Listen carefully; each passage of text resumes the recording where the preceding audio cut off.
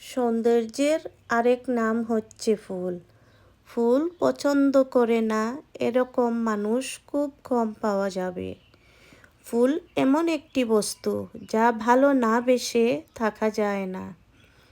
সৃষ্টিকর্তার সবচেয়ে সুন্দর সৃষ্টি হচ্ছে ফুল, যা পৃথিবীকে আরও সুন্দর করে তোলে। বাড়ির সৌন্দর্য ধরে রাখতে প্রতিটি মানুষের উচিত তাদের বাড়িতে ফুল গাছ রোপণ করা। হ্যালো এভরিওয়ান, আসসালামু আলাইকুম। আপনারা সবাই কেমন আছেন? আলহামদুলিল্লাহ, আমি ভালো আছি।